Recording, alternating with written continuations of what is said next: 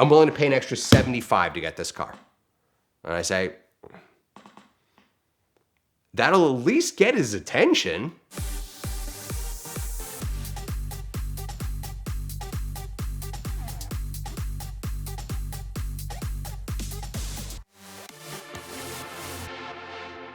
It's rare that I'm ever on time, let alone early to the party. I tend to buy in to certain cars after the pioneers figure it out. You know, I'm still usually in early, but I'm never the first guy in. That's just my nature. Like for example, like when XJR15s were, well, part of the other thing is that a lot of these things you couldn't get them yet, but like when XJR15s were, 300 grand. The other problem is I couldn't bring them in. So what difference did it make? But at 300 grand, I wasn't a buyer, but a couple $100,000 later, I was buying. And then obviously those cars have done what they've done. And in a way, I would actually argue that the Hammer situation is relatively similar. Good friends of mine who have been AMG guys for a really, really long time and who have been dedicated to these things and were buying their Hammers back when, if you spent $40,000, $50,000 on one of those cars that everyone just looked at you like you just sprouted a second head. You could have bought, insert car here. You could have bought a 911. You could have bought a 355. You could have bought anything else other than this like modified Mercedes with a cool motor, but a really, really challenging motor. Rather than going the conventional route, you bought that. I have friends who've been in this for a while, and Hammers took their first initial jump, 15, 16, and then they just kind of hung out. So a few years ago, with the help of a very, very good friend of mine who had been espousing the virtues of pre-merger AMG Mercedes for a very long time, I started to buy cars and became involved in that world, started buying them, selling them, and I have no shame in admitting that at first, this is before I bought a car, because I have a rule. I will not buy a car that I just don't find compelling. I just won't do it.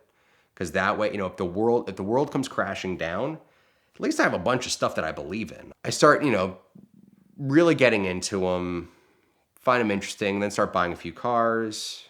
A few cars get sold here and there. But then early this year, a resource of mine in Japan sends me a message with pictures of a Hammer coupe. For people who don't follow these things, a Hammer coupe is the holy grail. It's in like, to use a roof analog of a Hammer coupe is a CTR. It is the car that AMG fanatics put above everything else. Even though in my opinion, to me, the sedan is actually what earned the rep, but the coupe is rare. It's coolest looking and all that. It's the one. The opportunity to buy this Hammer coupe gets presented to me. It was a little bit expensive for me to just buy for inventory. Look, at the end of the day, as much as I love these things, I have to buy them with a mind to make money. So the number was a little bit far for me to just inventory the car.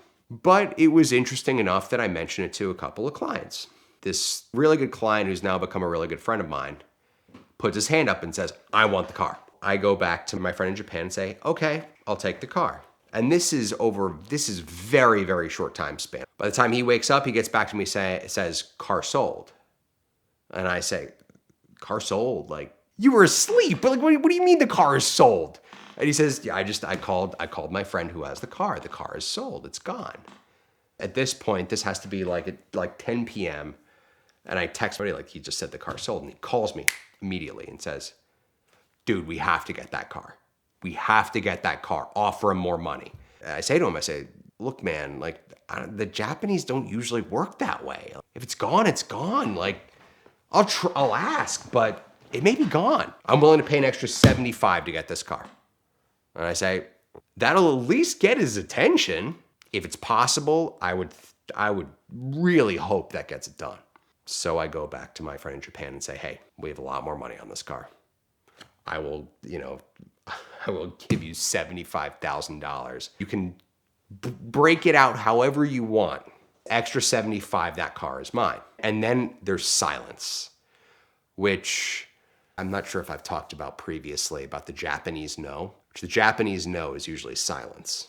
So I get silence for 2 days and I'm thinking, all right, I was politely told to pound sand.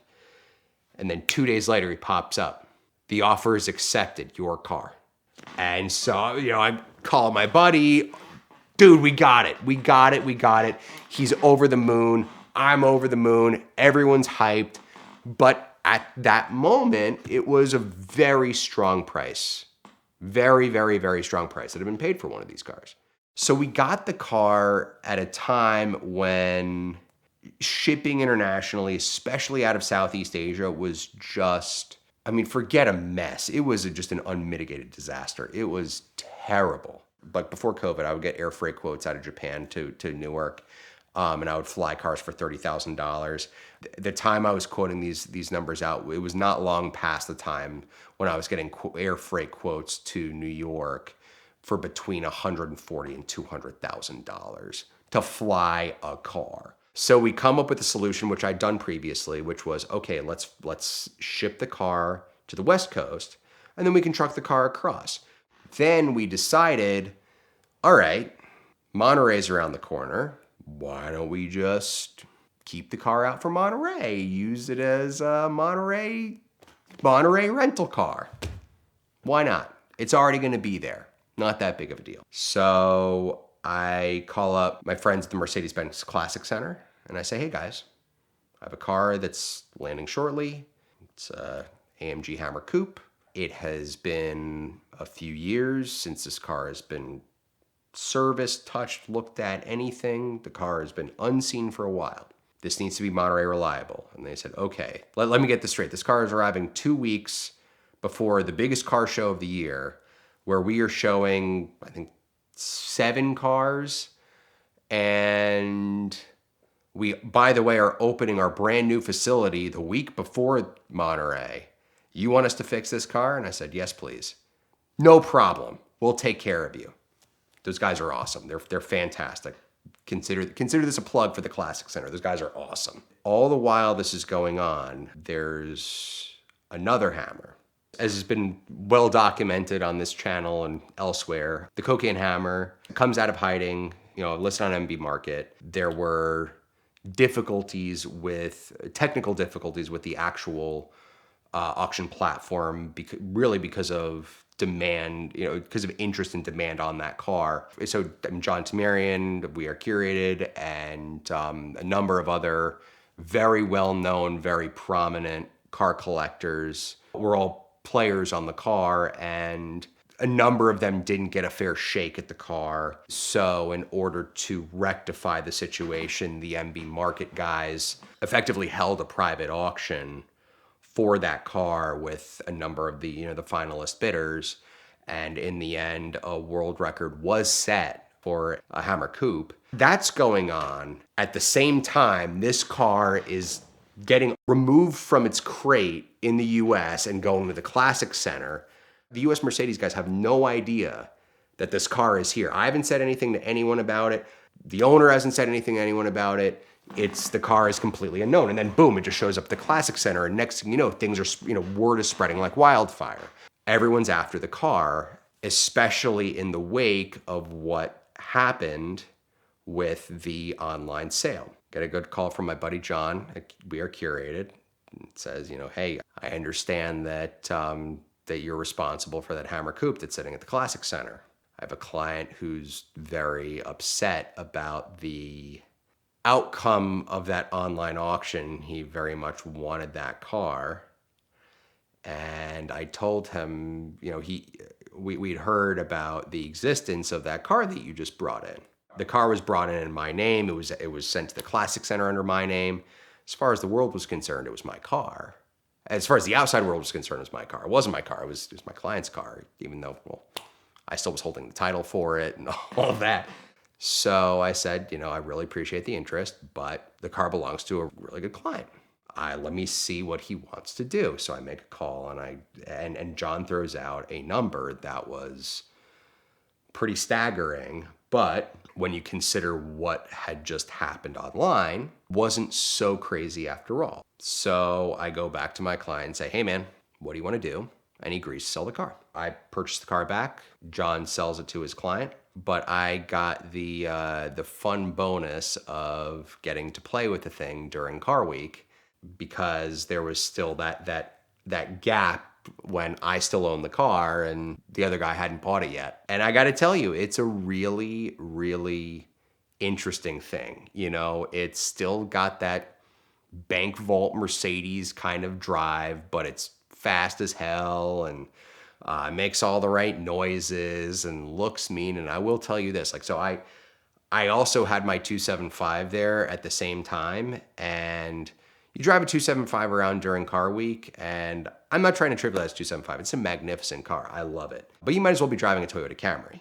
Like any guy who thinks that like he has an exotic car and you're gonna drive around car week and like that you're gonna be cool and impressive, like forget about it. I don't care what you bring. You're not that cool. But the one thing I can guarantee you, there was not another Hammer coupe, let alone a wide body one. And everyone went wild. The market of guys willing to pay big dollars for a Hammer beforehand was relatively small. But now that these cars have gotten the amount of visibility that they have, it's now become this thing where guys who previously wouldn't have even given them the time of day, now all of a sudden are interested in the cars. Now that they're expensive, now that they're hot, people want them.